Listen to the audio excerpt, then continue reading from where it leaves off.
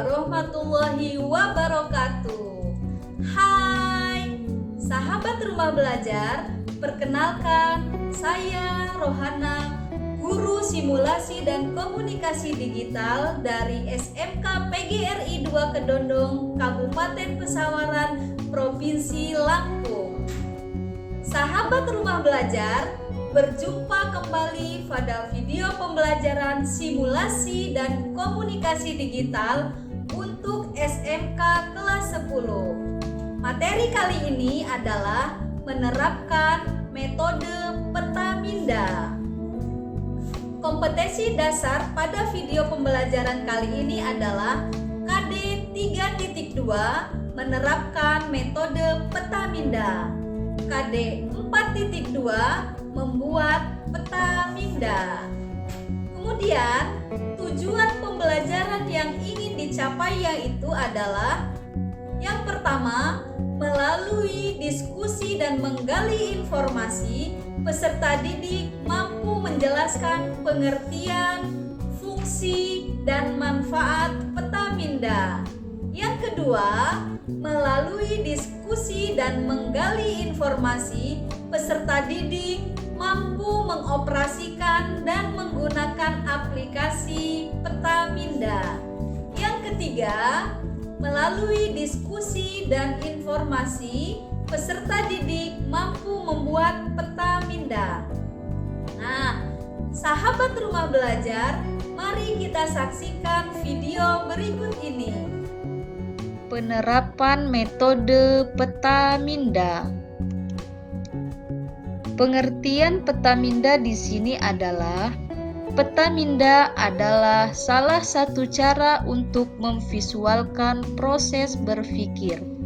Peta minda juga disebut dengan mind mapping. Hal ini bersumber dari buku simulasi dan komunikasi digital untuk SMK MAK tahun 2017. Siapakah penemu peta minda? Peta minda pertama kali dikembangkan oleh seorang psikolog dari Inggris bernama Tony Buzan yang mengemukakan konsep peta minda pada tahun 1974.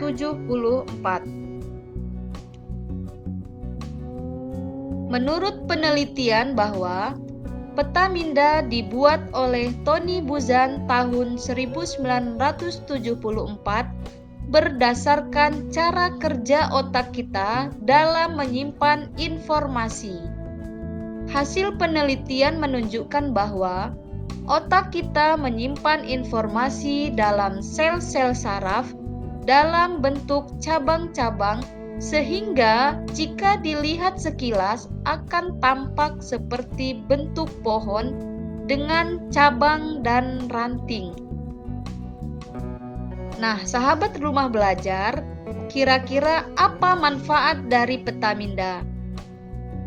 Menurut Buzan, metode peta minda dapat bermanfaat untuk merangsang bekerjanya otak kiri dan otak kanan secara sinergis, membebaskan diri dari seluruh jeratan aturan ketika mengawali belajar, membantu seorang mengalirkan gagasan tanpa hambatan, membuat rencana atau kerangka cerita, mengembangkan sebuah ide, membuat perencanaan sasaran pribadi, meringkas isi sebuah buku, dan menyenangkan dan mudah diingat.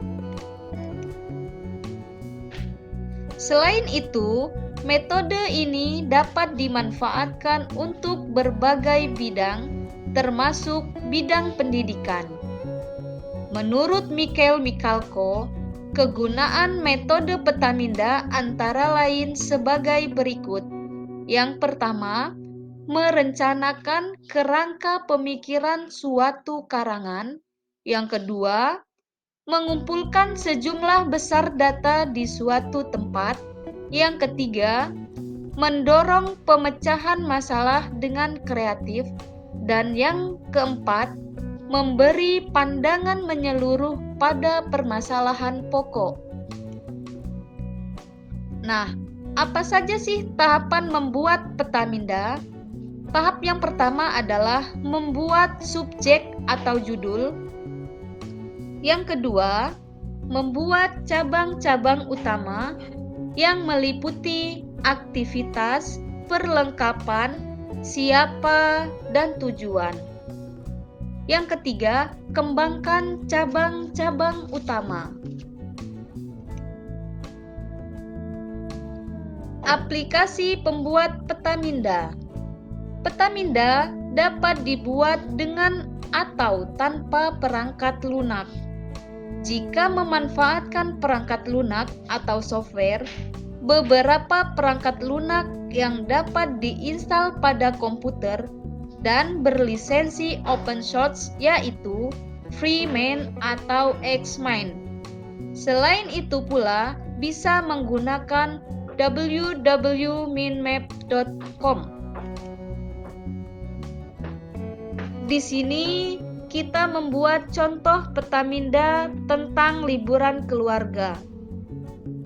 Kita kembangkan cabang pertama misalkan aktivitas, cabang kedua perlengkapan, cabang ketiga tujuan, dan cabang keempat siapa.